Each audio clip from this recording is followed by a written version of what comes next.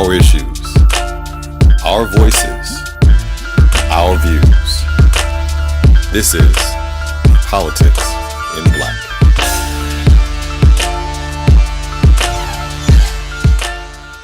What's happening, family? What's going on, everybody? We are back. Happy New Year, fam. Happy New Year. It's a new year and it's a new season of Politics in Black, brought to you by ADOS Los Angeles.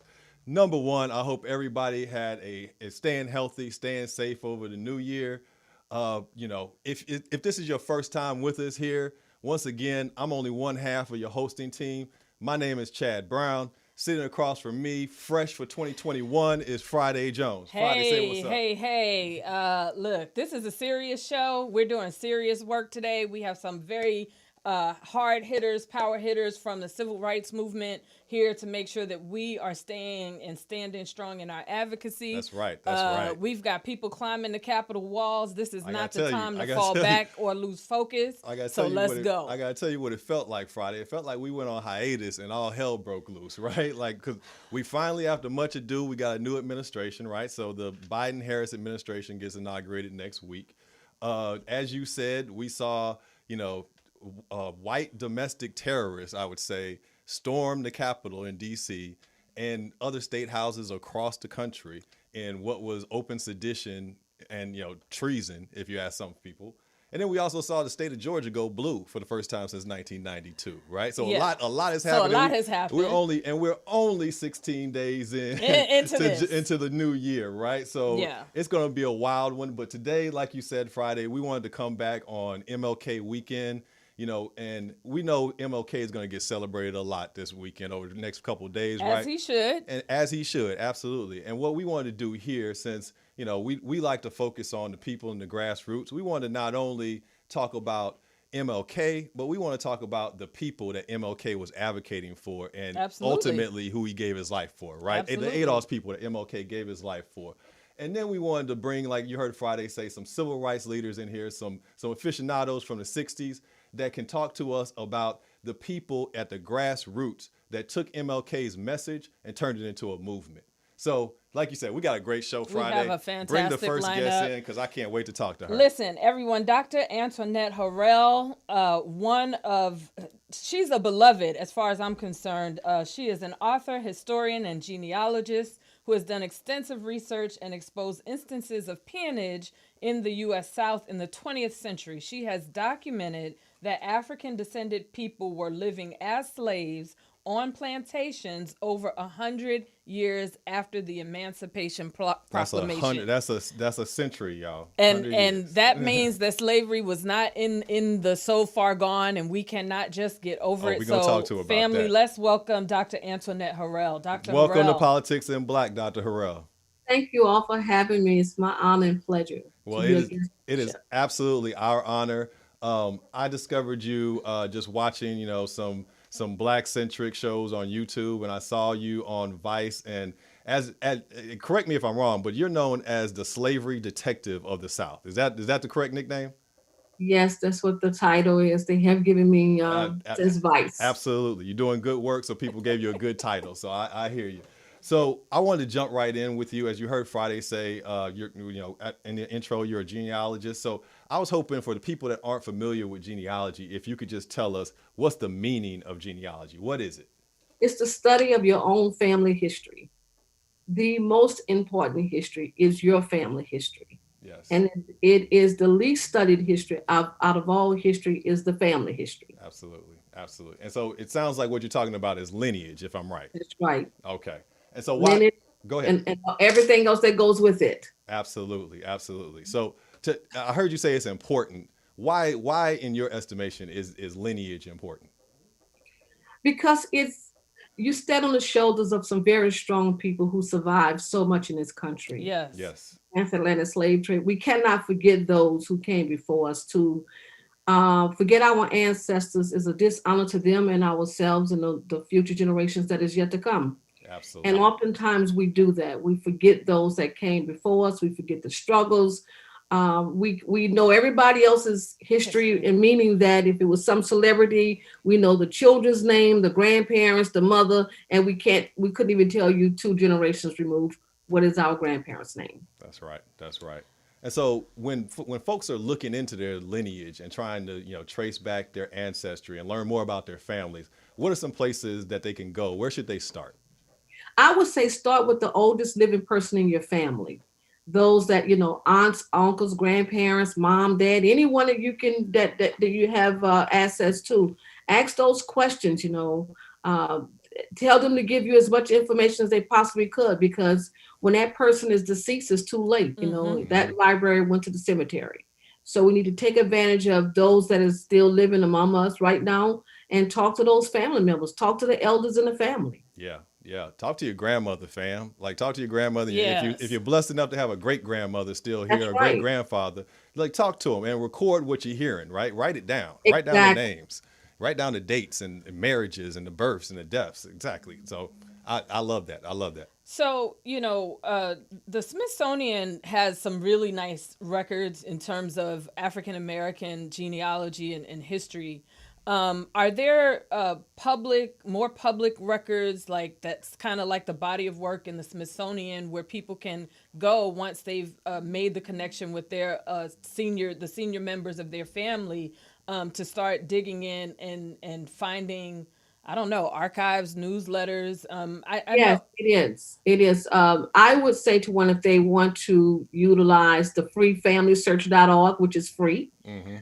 It's also one of the websites that have all the information that a person will be looking for. The census records, they have the Freedmen Bureau records, and it's free. Let me just put that word out there. Yeah, yeah. Family search is free. I like All that right. word. Then there's Ancestry. There's so many databases now, but I also want to say that if you're going to research your family history and go back to the place where your ancestors was held, you want to go to the courthouse. You want to go to the courthouse and look up marriage records, and don't forget the land records, because Yes. that's just as equally important, is to look at the land records. Ask your family members if they owned any land. Where was the land located? Do they have the legal description of the land? Who owned the land? How many acres of land? Why did they leave the land? Or if the land is still in the family. Absolutely. Absolutely. So at one time, you will have to go back to the place where your ancestors once lived or where they was held enslaved. Absolutely. Sounds like family reunions need to happen. Family reunions More often, yeah, that exactly. folks can dig in the Get it archives. on Zoom. Do it on Zoom if you have to, right? Exactly. Yeah. Exactly. And not just me to say, hey, you're looking good, or, and we get full up on the food, but we need to get full on family history. We need to get That's full the on true family legacy. history. We need to get full on our lineage. I love that, That's- Dr. Harrell. I want to move into the peonage section, but before we do that, fam, if you're watching this video, please like the video. Please share the video. If you like what we're talking about here, subscribe for future notifications.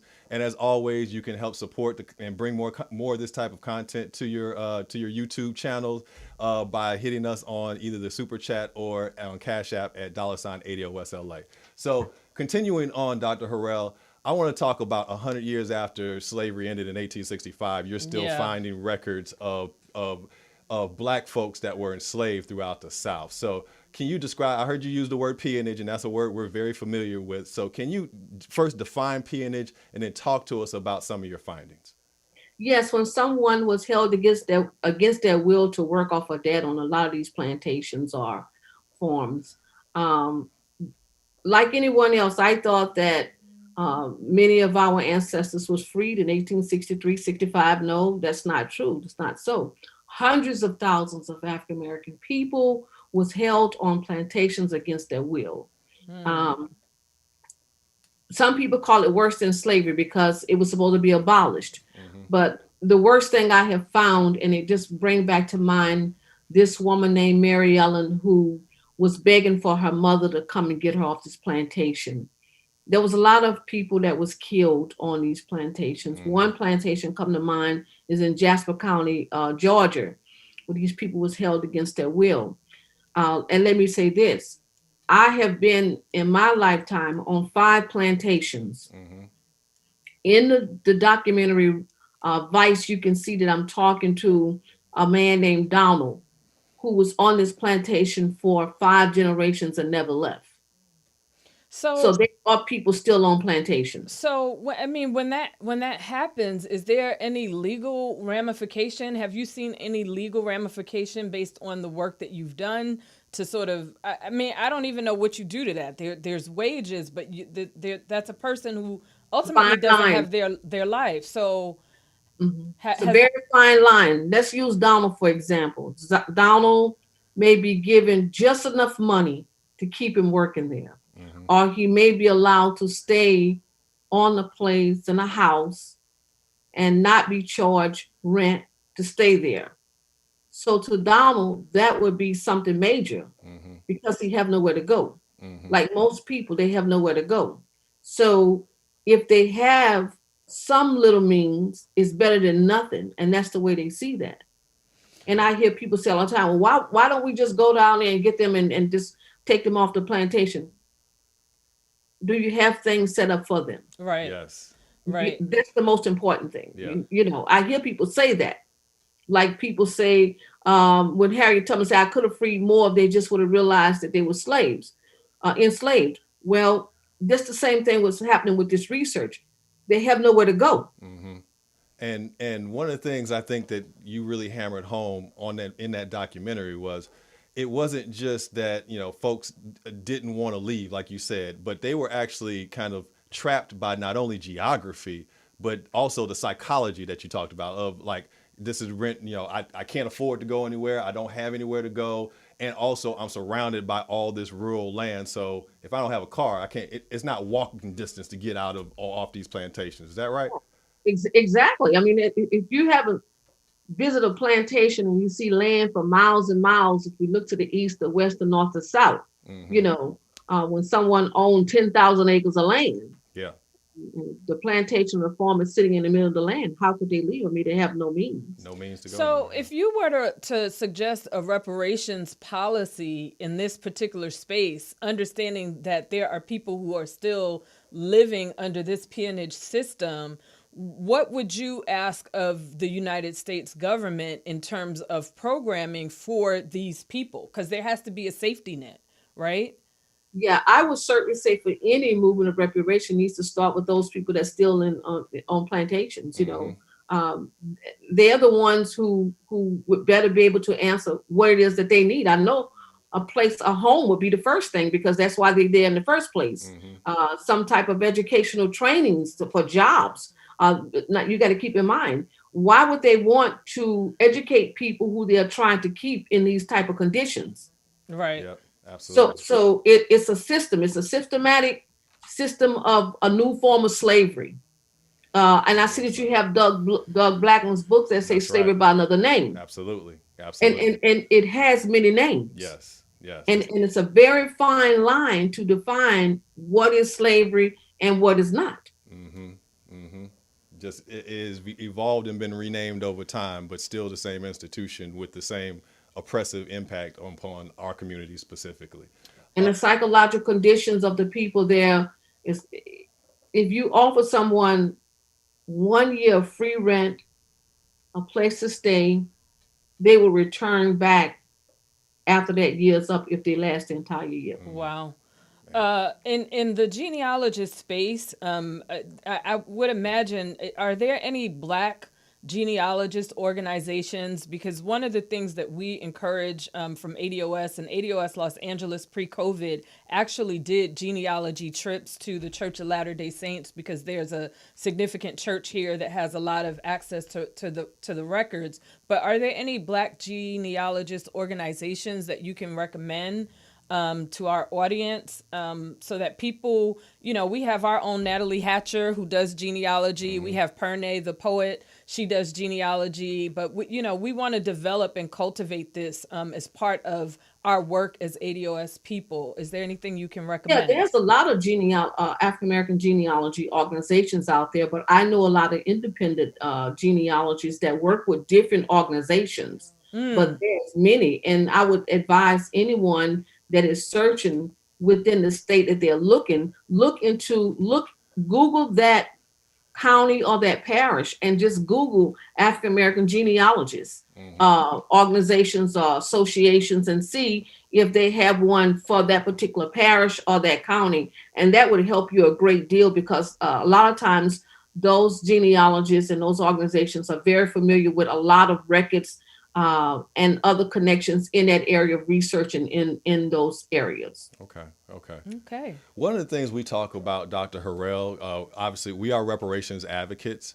One of the things that we talk about a lot is, because of some of the opposition that we get, is like, who would qualify for reparations or who would be eligible for reparations?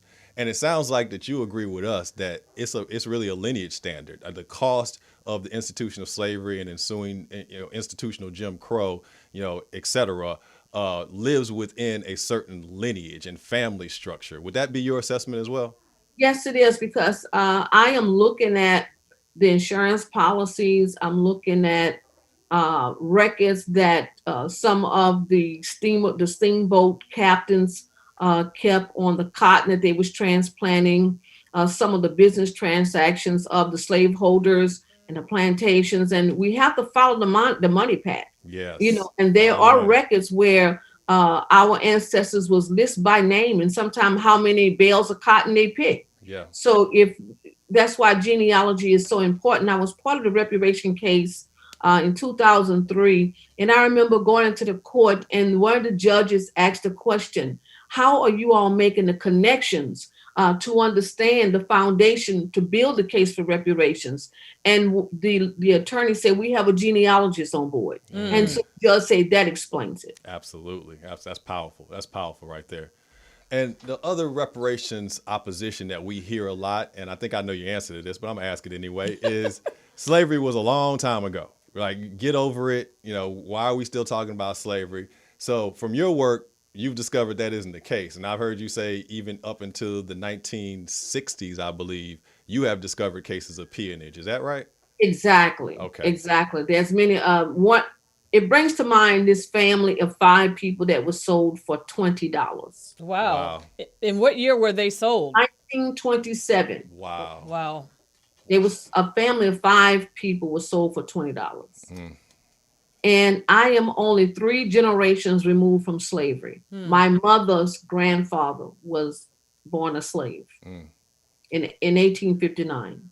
Yeah. So when people say get over it, no, I disagree with that, because just like wealth was passed down from one generation to another generation, well, the poverty and all the effects of slavery and what it did to people of African descent was passed down from generation to generation. We are still in Reconstruction. Yes. Absolutely. They may have put a time frame on Reconstruction ending in 1877. Absolutely not true. And we have to be careful with that, to not let anybody marginalize when something is complete. I am still in Reconstruction because I'm still looking for family members. Yes. I'm still learning about my ancestors. I'm still trying to find out what ship brought my ancestors over here, and following that trail. So I'm still reconstructing my family history after all these years to make somebody else's family wealthy. All right. And I think we still have some more time, right? We're good. We have a couple of more minutes. So another thing another oppositional point that we hear against reparations is, not everybody owned slaves, and it wasn't that pervasive. It was only a small minority of folks. But what I'm hearing you say is that, reparation or slavery, we see instances of slaves being insured. So, that's a financial instrument, right? We see instances, obviously, of buying and selling, so transactional and wealth and money being accumulated or created. One way or the other. Absolutely. Right. So, one way or the other. I was looking at the old newspapers just last week, and I was looking at the slave ads. And I was looking at the advertisement saying we have 400 Negroes that will be selling. Well, the newspaper was making money. Let's just look at this. It's bigger than what we have never studied the after effects or the cause effects of family history to look at how would you feel if you purchase a paper every day and your family member was sold advertised by that same family, or you want to let by the same newspaper. Let's look at the banks, for instance. The banks who took a mortgage, who held the mortgage on individuals as if they was chattel property. Mm-hmm. And if that person didn't pay their debt, well, the bank took that Took person, the person. and auctioned them off. That's a REO for you. Oh, man. I think I think at times when we delve really into the reality of what being chattel slaves in particular, what that meant, to be property, to be bought, sold, traded, to be insured, to to be used as financing, right? I think when you look at that and you just look at the enormity of the economy built around it, there is no way to have an individual conversation. No, it's institutional. You're Yes. right. I mean, I'll let you chime in there, Dr. Harrell, but it sounds like this is, we say that the U.S. federal government is the culpable party for reparations, given their complicity and the legalization of the institution under the auspices of this government. I get your thoughts on that. And that is so true. That's why it's so important that we change the terminology slaves, because they did not kidnap slaves from Africa. Mm-hmm. They was forced to become prisoners, forced to become enslaved in this country. Yes. So there's no way the federal government cannot be responsible Absolutely. For that entity, because it broke up communities, thriving communities in Africa. Yeah. Families. So we must be very careful in using those words. Slaves. Matter of fact, I hear historians say the slaves. Mm-hmm. They was forced into slavery. Yes. At the hands of this system in America. Absolutely. Absolutely. And in your work in genealogy, I know you probably encounter, and you're trying to piece together these broken bonds, these broken ties, right? And one of the things that we talk about as ADOS and in this movement for reparations is that we are a very specific group because of the institution of slavery, which broke ties, and then those were reformed within the plantation system, et cetera, and built new families out of it, right? So folks who might not necessarily share blood became family because out of necessity, because you were stripped away from your, if you were able to be with your family on whatever ship brought you over, right? So I would like to get your thoughts on that piece and the uniqueness of our condition here as Black Americans. The first thing that many of our ancestors did upon the Emancipation Proclamation being signed is that they walked for miles looking for their family, looking for their wives, their husbands, their children, siblings. And sometimes it was so devastating that one Texas slave narrative that come to mind is when this woman married her own son and did not know that was her son. Oh, wow. He left the plantation as a child and came back to the same plantation as a man. And she was grooming his hair, and he had this scar in his head. And she said, "What happened to you?" He said, "My mother accidentally hit me in the head with a piece of iron. She passed out. She fainted because she had just married her son. She was married to her son." So we are still trying to find family members. And so we are a tight-knit community because we have extended family. We have our community family. But sometimes we can look at that community family and not even realize that's our family. Yeah, absolutely. And that's the thing that we have to study. What did slavery do to the family? The institute of family. Yes. When everybody else's family is important, but our families was not important. Absolutely. Yes. Absolutely. And that for us is always a driving thing, the idea of family and the reparations work, hopefully unifying, or reunifying our families for some of the reasons that you just stated, being able to get back to those roots. I know on my mom's side, my family's from North Carolina. On my dad's side, they're from South Carolina. But there are a host of people that I know, and there's a host of people I don't know. Yeah. And it's important for us to reconnect. Yeah, absolutely. Yes, it is. Absolutely. Yes, it is. And we call each other fam because that's what we are trying to do, is rebuild the family. So you're part of the family now, Dr. Harrell. Thank you again so much for being here. The work you are doing, Important. I cannot express how important and critical it is. So I thank you, sister. Blessings to Thank you for you doing that. for having me, both of you. As I told you, it is God's work, and anything that we can do here as ADOS LA, as ADOS the movement and reparations, I'm sure we'll be calling you because we're going to need your work as we move forward to try to build this case. Sure will. But anything that we can do to help you or assist you in any way, please don't hesitate to reach out to us. Thank you all for having me, and I'll keep that in mind as well. I'm gonna hold you to that now, all right? I want you to. Please do. Please do. And if there's anything, I don't know if you're on social media, but if you have a website or if you have some materials or speaker series, I know you mentioned the documentary. Talk about those things a little bit just before you head out and we close this segment. Yep. Yes, I have a website, PeonageDetective.com. I am on Facebook, Antoinette Africa Harrell. And I'm all over the place researching. And although we're in a pandemic, do not assume that we cannot do anything. If you can't do anything but just start a family page with that surname that you have and start asking people from around the areas to join that page and share photographs, share stories, and share documents as well. I like the idea. I love it. I love the idea. Do. Thank you again, Dr. Harrell. All right, Dr. Harrell, thank you. Absolutely. Okay, bye. Man, so many jewels in that conversation. I know. Yeah. I'm just like, I feel enriched. I feel enriched now. I'm like, there's the book club, and now we can jump off the genealogy club, with the last name. I mean, fam, that's why we say lineage matters. Lineage, right? indeed. Lineage matters. It matters. So we're going to take a quick break. We'll be back in about, 30? 2 minutes, I think. 2 minutes? 1 minute. We'll be back. We coming back, and stick with us, fam. Because the video. We got some share the video. Share the video with your family members. But we got some giants on the second half of the show. So stick with us, fam. We'll be back.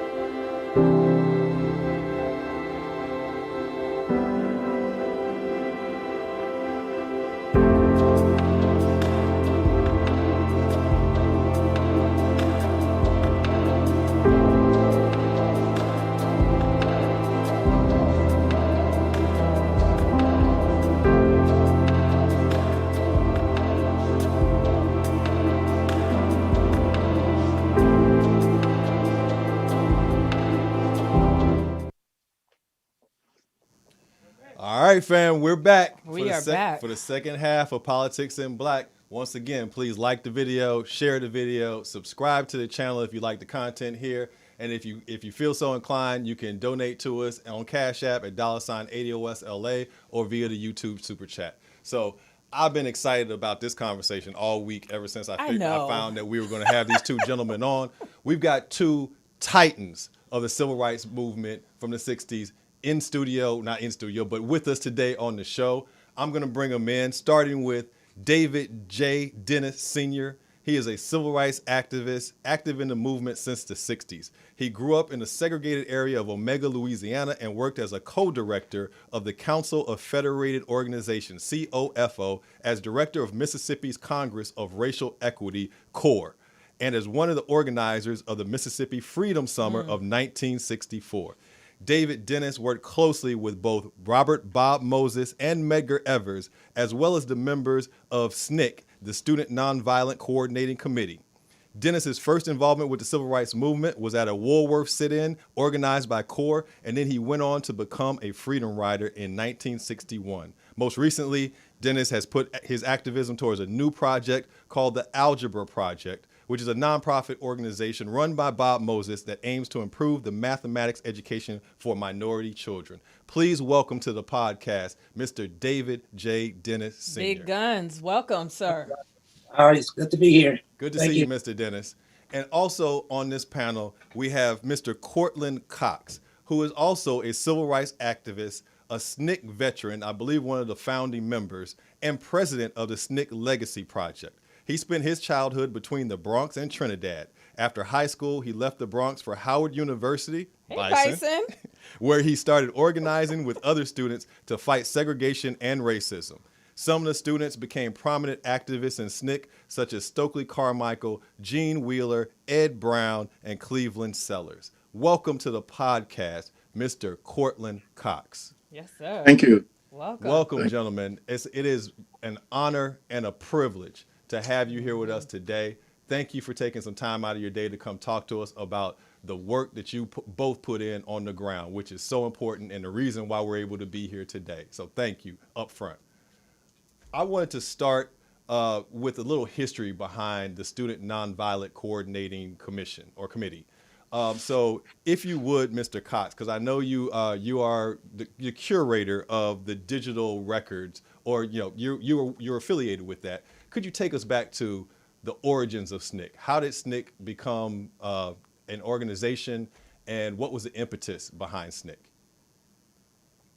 The Student Nonviolent Coordinating Committee was founded in 1960, and it started because we were trying to coordinate the sit-ins that were taking place across the country. So the sit-ins began in Greensboro, North Carolina, by students from North Carolina A&T. Mm-hmm. And as part of the effort to make sure that the sit-ins that were taking place across the country, mainly by students from the historically Black colleges, they were called Negro colleges at that point. Mm-hmm. We were trying to bring them in to make the energy much more dynamic and much more important. And the person who really organized, whose idea was for the Student Nonviolent Coordinating Committee, was Miss Ella Baker. And she called a conference in April of 1960 at Shaw University to pull students from across the country. Mm-hmm. And when you look at those who attended, they were either mainly from HBCUs or from Black students from various high schools. And so the Student Nonviolent Coordinating Committee was founded as a student organization that existed on college campuses. I think probably after a year or two, I'd say 2 years, we became much more involved in voting rights, which led to COFO in Mississippi and other places. And so that we started out dealing with direct action and demonstrations and moved on from that to voting rights, which was something that we're known for throughout the South. SNCC lasted about 8 to 10 years, but I think the work that was done was very important. Absolutely, it was absolutely important, and we're gonna talk about some of that work. Mr. Dennis, I wanted to come to you because we're talking about 1960s Mississippi, and you were one of the first freedom riders on that bus from Montgomery to Jackson, and I believe it was May of 1960, if I can trust my notes here. Can you please set for us what a 1960s Mississippi was like, what that trip was like, and how it culminated? Because I heard that there was some, it culminated tragically. So could you talk to us about that experience. Well, first of all, the Freedom Rides, that was in 1961, May of 1961. Okay, thank you. And I was a part of New Orleans Corps. And the riots really began in Washington, D.C. in early May. And the original rioters were people like John Lewis and Farm and some of the others. And the idea was to test interstate travel and discrimination that was going on in terms of use of bus stations or whatever. And so the riots were supposed to end in New Orleans, Louisiana. And the New Orleans Core Group, which I was a part of, was supposed to be the host. Mm-hmm. So the rioters had some real problems coming toward down the south is, and when they really got to Alabama, the two buses, one was attacked in Anniston, Alabama, whereby it was burned and firebombed, and people in that bus were almost killed.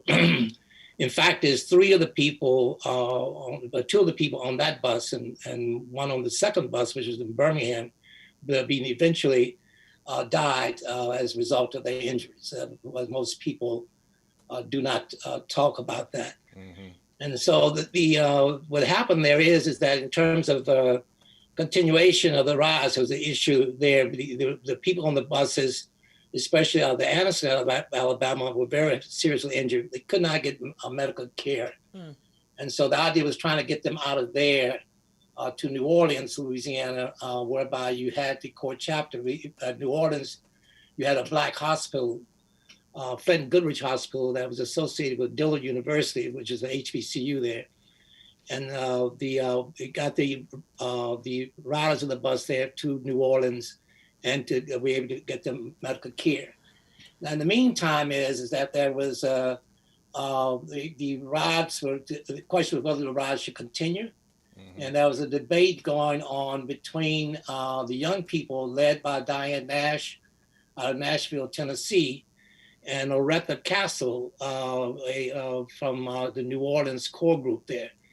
And the debate was with the elders in the movement, the heads of the various different organizations, civil rights organizations, who felt there should be a moratorium because John F. Kennedy asked that there be a moratorium because they couldn't control the violence, mm-hmm. So the claim was. Mm-hmm. Well, these two young black ladies, very strong, was demanding and representing of other young black students from Fisk University and Dillard, place in New Orleans and around, were insisting that the riots continue. And so when it got to John Lewis and others, they had a group from the Birmingham to Montgomery, Alabama, where they were attacked again.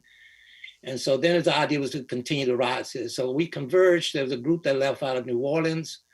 5 of us went to join the riot in Montgomery, Alabama. And Fisk, the students under Diane Nash and John Lewis and others were already in Montgomery, Alabama. And I think the church was, that they had a rally with Dr. King and others there is the night before.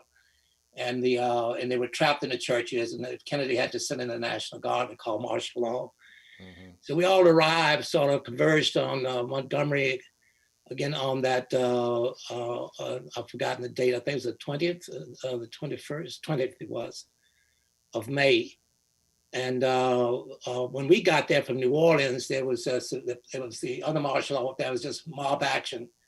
The Klan was sort of remind me of looking at TV, mm-hmm. and the riot that was happening at the Capitol last week is that was what was going on in Montgomery at the time and so the Freedom Riders and people had gotten out of the church, and that we regrouped at Dr. Harris's house. He's a local black dentist, and that's what the question was. There was debate was going on when we got there. Mm. Now, what's important to me is there's 2 things about this part of my life where we try to make the decision to move forward. First of all, I was not a person who was committed to the movement in the beginning. I really got involved in the civil rights movement. I was being a part of a sharecroppers family, and I was 9 years old before I had electric lights or whatever. And I lived with my aunt in Baton Rouge, and so I was graduated from Southern University Lab School. Ah, okay. And so my best friend there was a guy by the name of Hubert Brown, and his brother was Ed Brown. And so I remember in 1960, when the students walked out of Southern University, we were at the lab school. Hubert's brother was trying to get us to join in because we were outside the yard watching, and we said no. So we went by Hubert's house and played basketball. That's how connected I was to the movement. Mm-hmm. When I went to Dillard University, there were students who are in jail already, and there was an attempt to get me get involved, and I wouldn't do it because I just wanted to go to school and get become an electrical engineer. And so really my first involvement, my first core meeting was my attempt to get a date. So there's always a woman involved. There's always a woman involved. Yeah, Doris Castle's or Ruther Castle's sister. And so just sort of like fate gets you, and so she talked me into having my first demonstration or whatever, when you were talking about the McCrory's being arrested there is because she was challenging my manhood. And then when the core group were ready to go to Montgomery, she challenged my manhood again. If I'm a man, I'd go with her on this ride.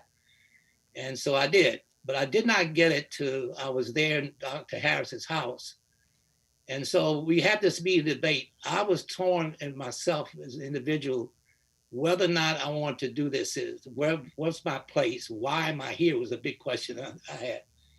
And how can I get out of here and get back to school, I guess. And so in this meeting, you had all the greats. I mean, you had Jim Foreman, you had White T. Walker, Martin Luther King, Diane Nash, James Bevel, you name them. People I'd heard about and never had met were in this room, debating on whether to go. The young people wanted to go. The elders were saying that we should not go. And I was on the elder side for very selfish reasons. Yeah. And so what happened there was that there's in this room, there was this voice. Someone says, there's not enough space in this room for both God and fear. That's right. Amen. Whatever happened, Amen. happened at that time is that was the change. It was sort of like, I don't know, in the old days about being going to the church and being on what they call the morning bench, and when the spirit hits you. And so being there was sort of like the spirit hit me, and so that was how I got to come in. So that piece, I told that long story because that was a change in my life and how I became really today that I became committed to the movement and ended up volunteering to be on the first bus to go from Montgomery to Jackson. I don't know, that does not answer your question what it was like. That's great. It does. That's great history. Thank you for that, Mr. Dennis. Mr. Cox, I want to stay in the early 60s and take it to Macomb, Mississippi. You were involved in a sit-in in Macomb, Mississippi with some other heavyweights, a SNICK, I believe, sit-in. Could you talk to us a little bit about Macomb, Mississippi, what brought you there and the events that occurred? No, I was not there in the early days. I mean, at that sit-in. Okay. I mean, but I do think it was important to note that, in fact, that what was important about the demonstrations in Macomb was that they were young people from Mississippi, Hollis Watkins, Curtis Hayes, and others who decided that, that they would challenge the system that was crushing their families. I mean, and I think you probably the person who best talked about it again was John Lewis, when his mother and his family and all these people told him, don't get in that mess, don't get in that trouble. And that Curtis Hayes and Hollis Watkins and others decided that they were going to get in what John called good trouble. So I mean, I think the demonstrations in Mississippi in early 1960s was really, I mean, kind of what Dave was saying. I mean, death was really a very near and dear to you. Yeah. And that for young people who were 17 and 18 and 19 at most, that was important. And I want to say, let me just also say to Yeah, you please. that the 1960s and what we're talking about here is not, isolated from today. Absolutely. We would not Absolutely. have we would not have Joe Biden as president if we didn't have Dave in the sit-ins. Mm, We would not have Joe Biden as president if we did not have Hollis Watkins, because what we're talking about is things that built up from, say, 1945 and all the struggles that went forward and forward and forward till we have, a situation where we're able to fight someone who wants to be a dictator and autocrat. And really, that there is a big connection between what's happening today and what we're talking about in terms of the 1960s. May I ask, with the riots that we saw on the Capitol and the expectation? I mean, security has certainly been stepped up after the riots. What I find that mainstream media is leaving out of the conversation is, I hate to say it's Black people, but it's Black people. There is this sort of concerted effort almost. Some newscasters made reference to the differences in security for BLM versus these right wingers and these Trump supporters, but no one really has spoken to it in terms of the condition of Black Americans, and that to me seems to be a major component that's missing from the conversation. So my question is, in terms of what your history is, Mr. Cox, and what you are, or what we are all sort of seeing now, where do you think in terms of advocacy, because ADOS are self-advocates, we are in the fight for reparations. It was a major conversation during the 2020 presidential campaigning cycle. And I think it's still, a significant conversation now, but where do you see, even a Biden administration going in terms of the condition of Black folks here in the country? Well, I think there are two things. First, and I think when white people have a condition of fear and losing things, like when we challenge them with the sit-ins, when we challenge them with the freedom rides, when we challenge them with voter registration, the kind of violence that you see today on Capitol Hill was their response. I mean, so Dave talked about people being beaten and people dying. I think so. Just the kind of fear that they faced in '64, they now face now, because they think that now Black people and people of color are now becoming majority and they're going to lose control. yeah. So I think, on the question you asked about reparations and so forth, at the end of the day, I don't think, unless we are able to define what the situation is, that we're in positions of power to make things happen, any reparation is going to take place. So if we are interested in reparations, we now have to decide that we are going to engage deeply in electoral politics. Yes. We have to decide that we are going to be the people who make the decisions about the presidency, the governor, Yes. the senator, the legislator, and that we can then pass legislation that benefits those of us who have been brutalized by this history. Yeah. But I think my sense is that unless we get into positions that allow us to make the decisions about what comes to the Black community or what comes to those communities who have been repressed, nothing is going to happen. Yeah. I think that's the realest I answer. think that's super real. Yes. So I want to stick on that subject of the brutalization and the violence that's been inflicted upon our communities as we advocate just to be seen as human beings and for equal rights and equal access. So let's talk a little bit about the events around Cheney, Goodman, and Schwerner after that Oxford, Mississippi church was burned. Their disappearance, and then ultimately how they were discovered. Because Mr. Dennis, you gave a speech that I saw at that funeral that brought tears to my eyes. So I'd like to get your thoughts around that event or those events. And then if you could talk to us about you know, how you expressed yourself at the funeral. Well, first of all, just an extension around what Cortland is saying about this violence pieces. The Cheney Goodman Swerner's death was just they were an additional deaths, an extension of the brutality around Black people. Mm-hmm. In Mississippi, we had lost a number of people. I mean, we lost from the early 60s through 1965, at least 19 people who had some connection to the civil rights movement.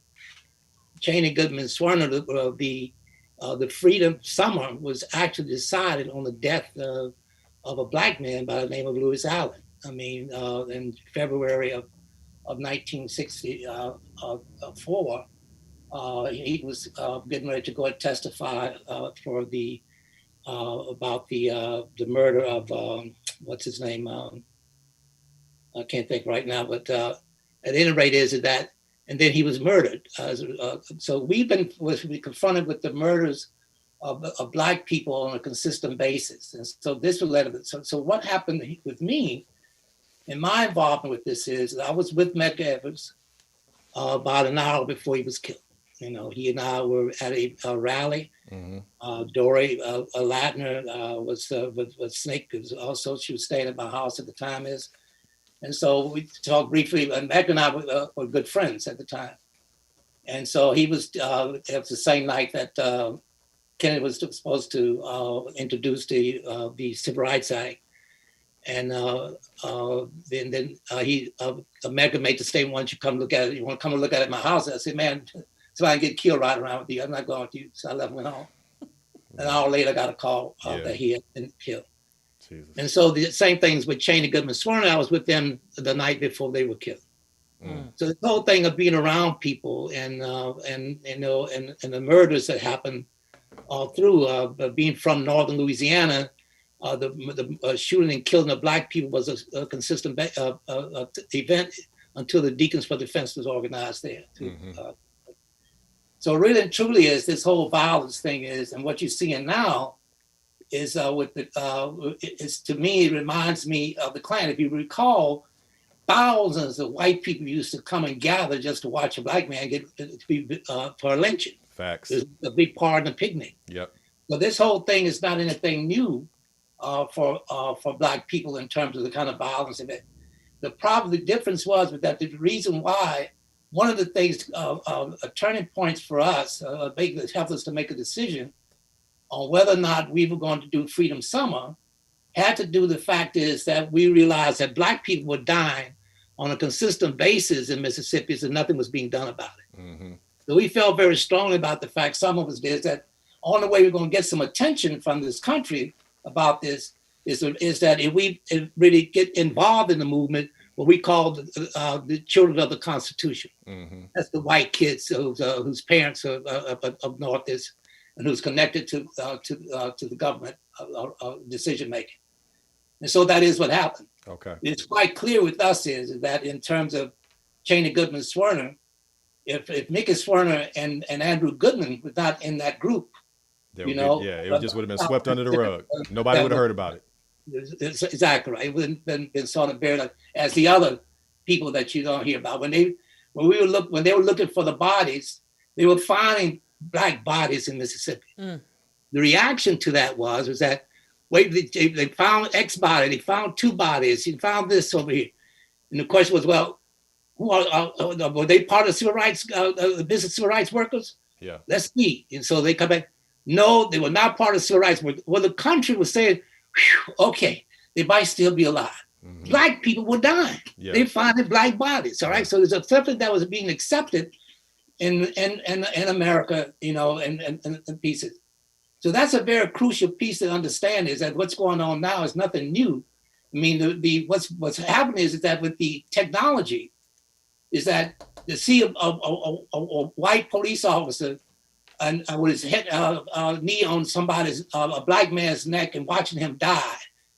Technology made that come to life in America. Mm-hmm. But it's nothing new for Black community and Black people. You see.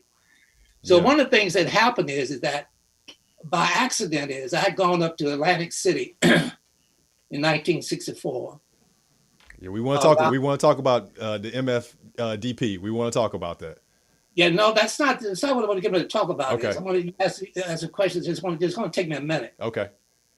So I went up to find some housing in Atlantic City for the Freedom Democratic Party people. And so one of my good friends, David Baldwin, James Baldwin's brother, talked me into going into New York to spend a couple of days before I go back to Jackson. I did that. I got caught right in the middle of the Harlem riots. Right? At the end of the Harlem riots, the next day is, David and I were walking down the street.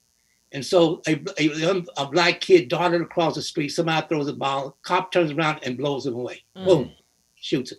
We don't know what of the kid. So when it comes around, I'm watching this in Harlem and New York. It's not supposed to happen, I'm thinking, because I'm from the South. Yeah. And then that is only 2 weeks before when we have the very next week or so, they find the bodies, and then there's the funeral for James Chaney. Mm-hmm. And I speak there. So there are two things I'm looking at. I'm looking at there's James Chaney, who is dead. There's his brother out there who's Ben Chaney in the audience. Yeah. And the other face that I see at the same time is this kid living in the middle of the street. All right. Right. And so all of that comes part of it. So that whole thing of violence and what's happening came together from New York to Jackson and to Mississippi, Meridian, Mississippi, and the other things that had happened before the year before, American people like that. So that was a combination of all of this that was there to talk about the deaths of Black people. That explains the passion I heard in the words that you spoke.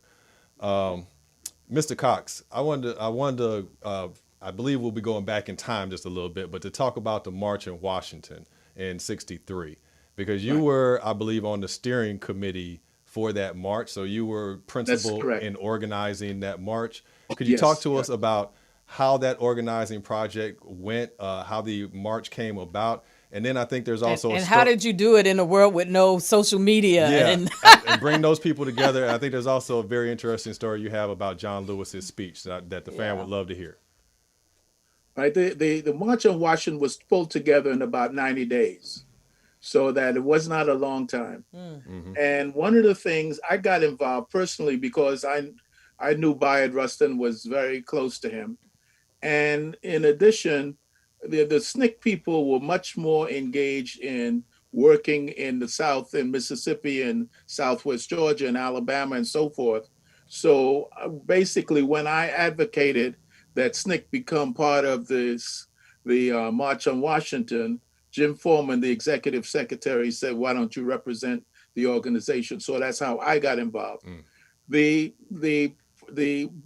idea, and A. Philip Randolph was, again, and I don't think he gets his due, but A. Philip Randolph was a very, very important person. And in 1963, Randolph was about 77 years old.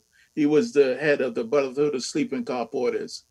And he tried to have a March on Washington in 1941 because to integrate the armed services. It was called off when Truman issued an executive order integrating the armed services.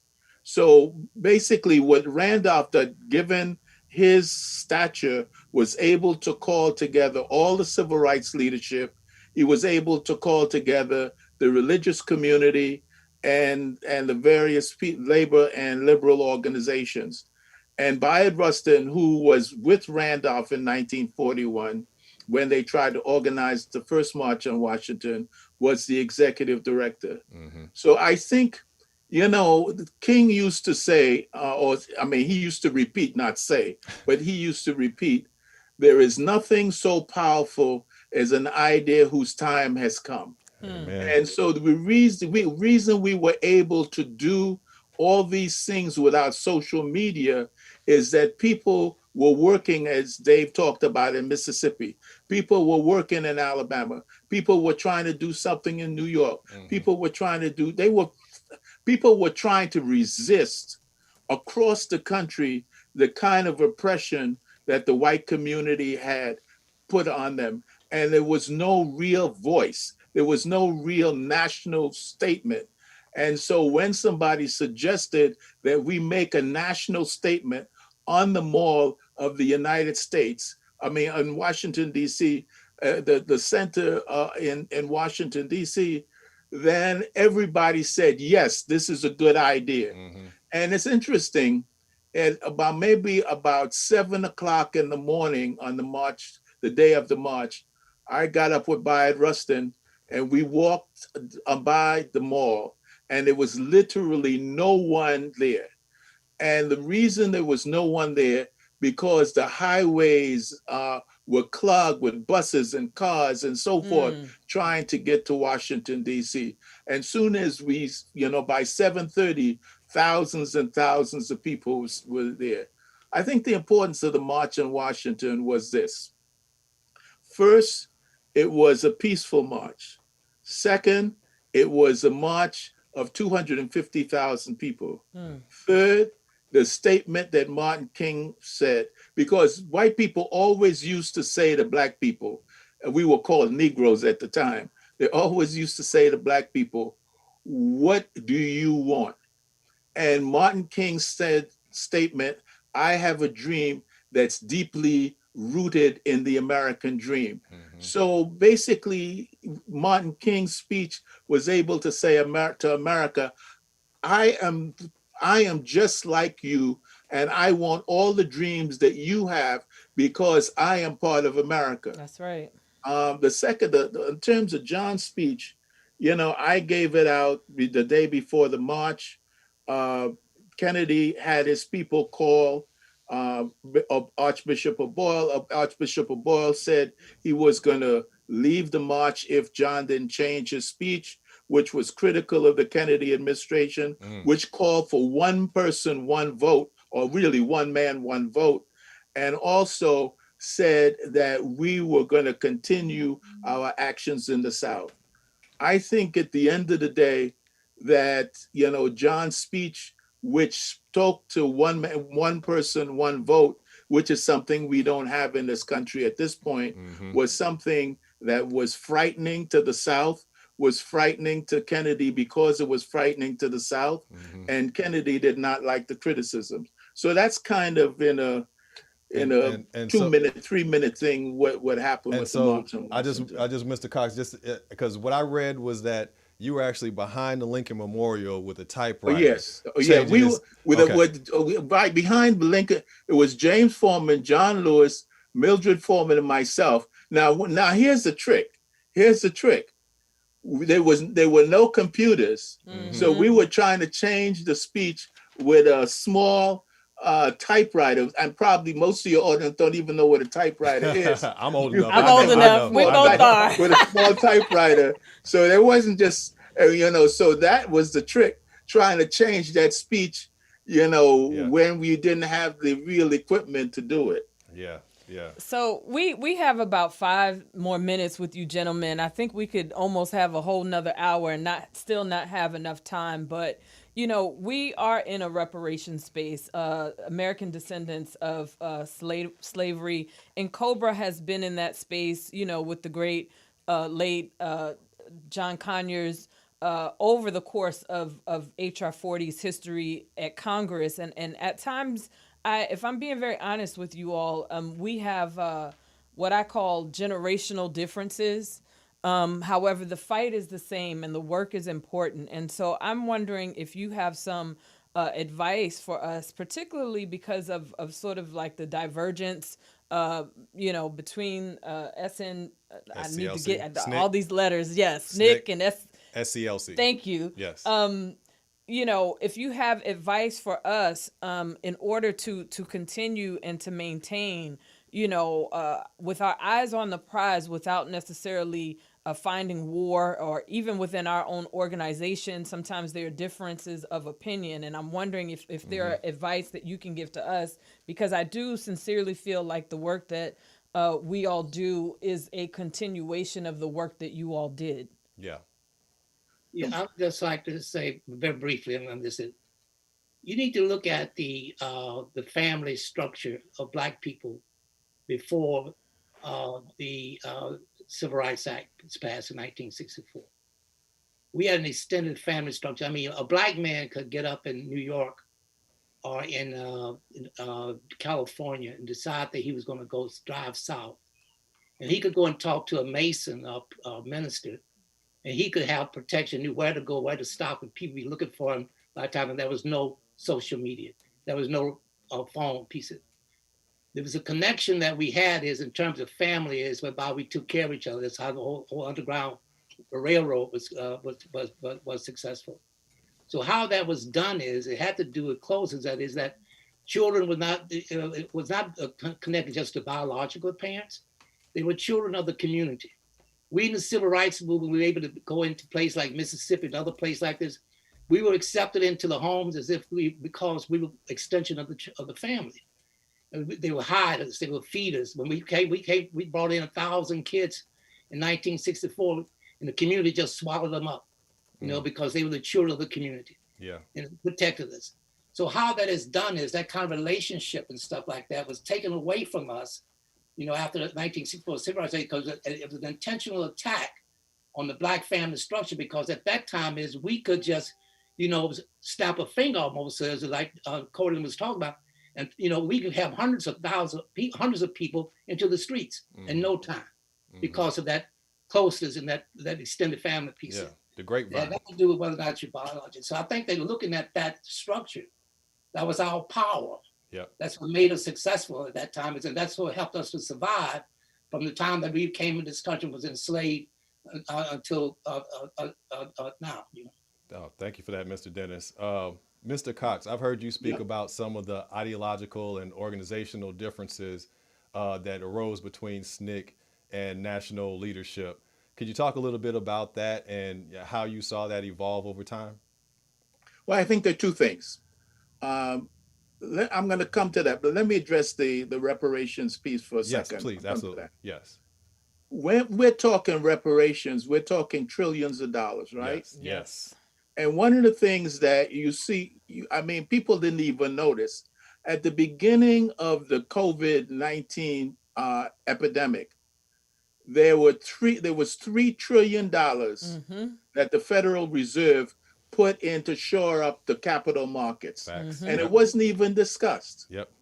Now we also, so my sense is that the question is not the question of reparations is the question of will. Yes. It's not the question of resources. People try to tell you it's the question of resources. It's the question of will. Because when you look at Exxon, when you look at all these big corporations, they get billions and billions of dollars in subsidies.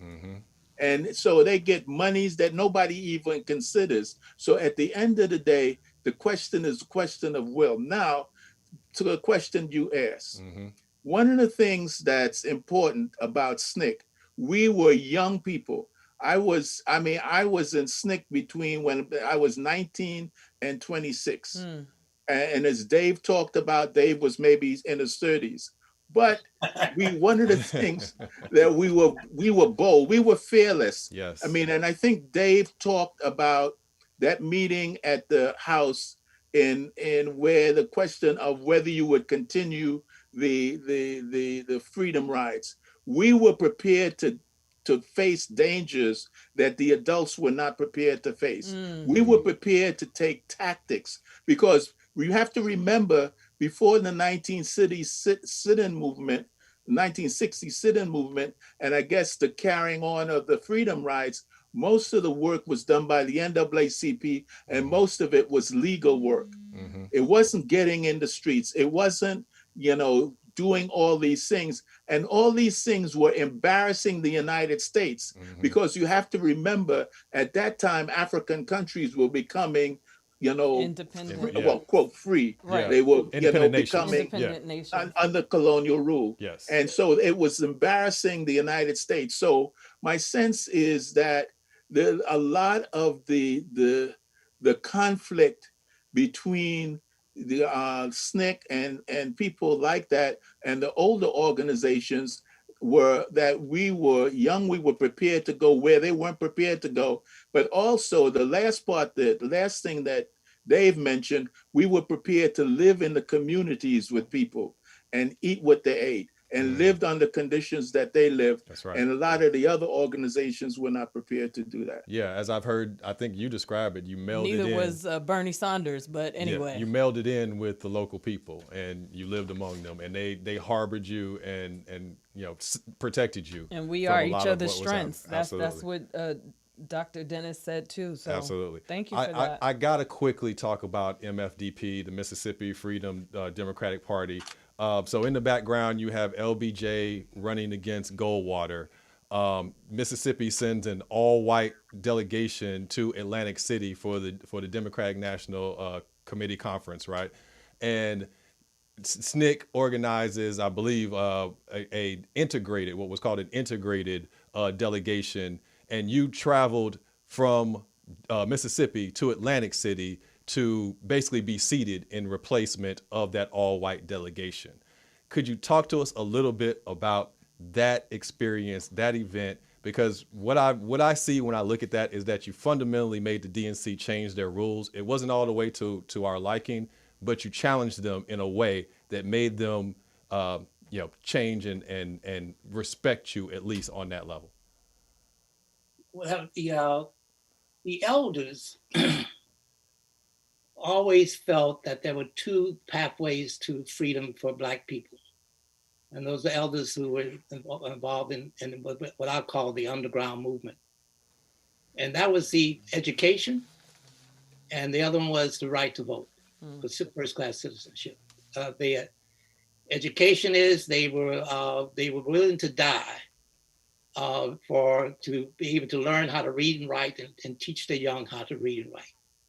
And so public, if you look at there's a book that should read, that's a Black Education in the South by James Anderson, which really traces about Black education, what he claims, and it shows that public education in this country was really started by ex-slaves.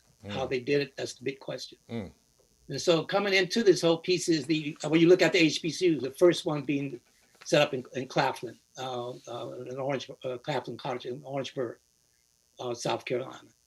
And so what you have there is that moving on through, coming into this pieces, that's where that power piece, that challenge we had, demonstrated to the world, and that people, Black people, wanted to vote. They wanted to become first class citizens, wanted to exercise that, and they brought out the fact how the denial. So by having the Freedom Democratic Party, which we parallel the regular Democratic Party, because at that time, the Democratic Party was the only party in choice in terms of the South. The Republican Party was that Black people the Republican Party was the Black Party, in the sense is Black people mostly, and the Democratic Party was the racist party. In the early 60s, that's when they started making changes, and that has a lot to do with the deals between the Black leadership and the Kennedys and stuff and that was a switch of Black people began to go to the Democratic Party. Martin Luther King was Democrat. His father was Republican. And the old-time ministers and stuff like that, you had this piece. But so at any rate is that, I guess what I'm saying is what the Freedom Democratic Party did is the challenge of the Democratic Party was really up to power. We at one point had captured the imagination of the country, and of the world. And going in that is we thought we were going to be seated we had everything on. We had the Credentials Committee and people like that going overnight. Walter Reuther had to fly in, especially as they say, Humphrey, Johnson, all of the pressure was put on. If you don't vote the other way is your husband will not get this judgeship. Yeah. If you don't do this, well, you're going to lose this job. You're going to lose this. Our own attorney, Joe Rao, who worked with the Teamsters Union as their lawyer. Yes. I mean, he turned on us at the last minute because the deal with Walter Reuther told him, you stop this or you're going to lose this as a client. Yeah. The result of that is we got right to the door. Then Power said, no, we can't let them have this kind of power. And that's Adam Clayton Powell, correct? Adam Clayton? No, Power. Adam Clayton Powell was part of the power, you might say. Okay. I'm talking about POW. Power. Okay, I got you. Okay. So we walked right up to the door there, and they slammed the door in our faces and so that's when the decision was made also, that something has to be done about these people here because they are now knocking on that door. We have young people going back across the country, the SNICK was doing a hell of a great job of this on the college campus and other places like that. And so the question of the move was there of the local people. The blood was flowing hot and red. Yeah. Yeah. So I think at that particular point is when the decision made we got to do something. So there was the poverty program and places like that. They stripped the Black community of the leadership. You had black people at that time. Is the Black community had economic base. We had our own grocery stores. We had stores where you go buy stuff. You didn't have to go to the white community for survival. Yep. All that was shut down. And then to really kill us all off in terms of the fact that our culture and everything else, you didn't have what you call urban renewal. And what you saw straight through across this country is the development of these expressways and the superhighways through is right down. If you look at New Orleans, Atlanta, and other places, went right down the center of where Black business was existed. Mm-hmm. The idea was to kill it all. Kill off the Black business, kill off the Black community. And so what you have is a draining of the whole community. And so what we don't have now are real communities of Black communities. Mm. What we have now is places where people live, where we don't have communities. And so we had, so that whole piece was a plan that was put into places, and it was very systematically done very well, Yeah. And we sort of fell for the okie doke, or as Obama used to call it, bamboozle. Yeah. Well, Mr. Cox, I one more thing I want to touch on here is, when Stokely Carmichael actually rose to leadership in SNICK, replacing John Lewis, it seemed like there was a very hard ideological change at that moment, at that point in time. Can you talk to us just a little bit about Stokely's SNICK versus a John Lewis's SNICK? Because I think we all infamously heard Bill Clinton at John Lewis's funeral make some remarks about Stokely that I don't think a lot of Black folks appreciated. So I'd like to get your perspective on it. Well, first of all, Bill Clinton, it doesn't, it's a statement made out of ignorance, but here's the deal. Beginning in 1960, there was always a difference in terms of view of the world. Mm-hmm. The people who came out of Nashville, and they've talked about John Lewis and Diane Nash and others, were taught by Jim Lawson. And they believed, in fact, in nonviolence as a way of life. They believe that you appeal to men's hearts, you try to get them to understand, and they really come out of a more religious perspective. Stokely he went to Howard, and there are a bunch of us who came out of Howard. We believed that nonviolence was a question of tactics. They had too many guns, and you had to organize for power in a way that allowed you not to get killed.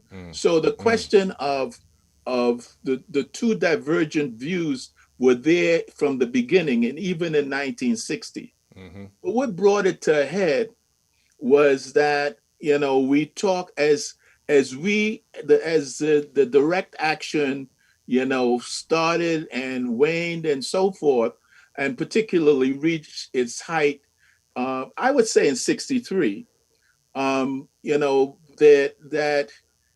People were beginning to say, we need to have not only the vote, but power. Yes. And a lot of that was centered, interestingly enough, in Alabama.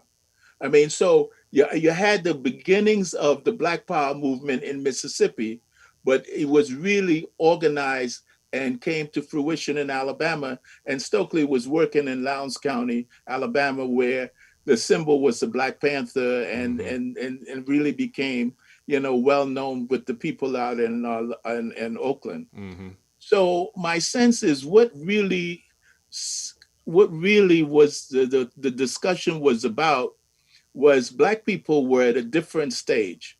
They wanted to see that this was not about appealing to men's hearts. This was not about the goodness of others.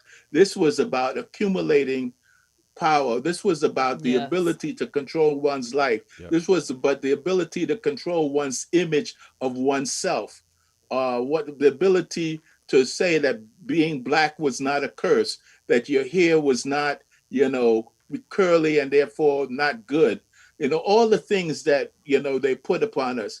So, I mean, I think Stokely was a little more worldly and direct, and John was much more on the religious side. I must say that John's religious approach and Diane's religious approach allowed them to walk into hell, Yes. and some places that most people wouldn't go. Yes. And I think that at the end of the day, while Clinton and some points Jim Clyburn keep talking about this, both John and Stokely went through hell together.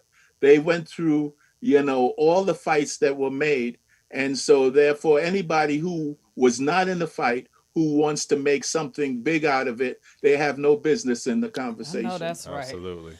We have, you About all, 2 this minutes. is like living history. This lesson that we have had today, you all are just amazing. What I'd like to do in our last 2 minutes here, guys, is just give you a minute each to invoke any names in the movement that we don't hear every day. Everybody hears King, everybody hears John Lewis, but you both were at the Grassroots, and you worked shoulder to shoulder by people that we need to know their names. So please just take a minute. Any names you want to call out, go for it.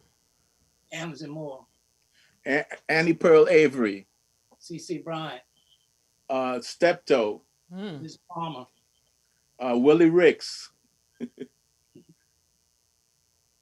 and Ruby Doris Robinson.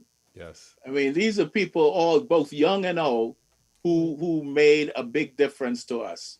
Right. So I must say that you're right. At the end of the day, it's not the names at the top; it's the base at the bottom that made the difference. Mr. Jackson, Miss Strickland, all these people who, as somebody pointed out, Fanon talks about a revolutionary, in order to survive, has to be like a fish in the sea, and has to be able to swim in the environment. Yes. And that for SNICK, we got $10 a week if we got paid, $9.64 after taxes. We were able to live in the communities, have 3 meals a day, have a place to live, all these things because the community took care of us. It wasn't because we were paid by SNICK, because SNICK had no money to do that. We were able to eat, we were able to sleep, we were able to do a number of things because we were like fish in the sea, moving among the people in a way that benefited them, and they appreciated it. Well, so two big giants today. Please do. See, it's the people made the movement, not the organizations. The people. Power to the people. Gentlemen. David Dennis, Cortland Cox, you Yes. two, sincerely, thank you so much. Thank you. For being here with us, for Thank you. imparting your wisdom, for just helping us continue with the work that needs to be done. It is a blessing for us to have you both here. Absolutely. And so thank you so much. Thank you, gentlemen. I hope to have you back at some point because we got a lot more that we could talk about. Okay, good. Thank you. It's important for us to be able to share with the young people. Yes, absolutely. Thank you. Good. Thank you. You both have a great day. All right. So we are, folks, we are going to get out of here. I have one statement that I do need to read today. This has been a trying week. This has been a trying, I think, since what holiday was it? It was New Year's, and then it was Christmas. It's all blurring together. It is. The days are kind of running together, but it's been really rough, I think, for the ADOS movement. But I do want to put these words out here today. ADOS Los Angeles has a primary objective: securing reparations for the descendants of persons enslaved in the United States as chattel property.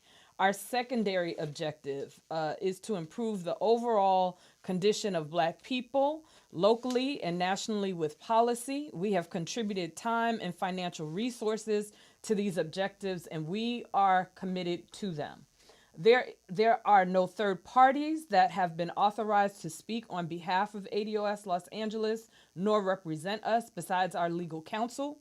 We do not condone acts of violence or terroristic threats against other human beings. We do not condone misrepresentation of facts in order to secure proximity to power for personal gain. Politics in Black was created to teach lessons from yesterday that will help us to continue to be strong in our self-advocacy and to give context to current legislation and its impact from an ADOS perspective. We thank you. We thank folks who tune in. We thank folks Thanks, who have fam. made contributions, who have liked us, who follow us on social media. We are here to do the work. We live in service of the people. Thank you, and we want you to be safe during these times. Blessings to your families. We want to recognize our mods Absolutely. for keeping the chat clean Thank you, today. everyone and in there the is much work to do. Much work to do. So and let's go. And we're getting back to it, fam. So ADOS LA will be resuming our regular meeting schedule. We are back, and we will, go to adosla.org, sign up for our newsletter and our email list, and we will be updating you about local happenings and what we're up to. It's time, as you heard, for us to get engaged and back to work and get serious in this fight. So let's get activated, y'all. All right. Until the next Politics in Black. Yeah. Happy New Year's, fam. Happy New Year's, fam. We'll see you again in Black History Month.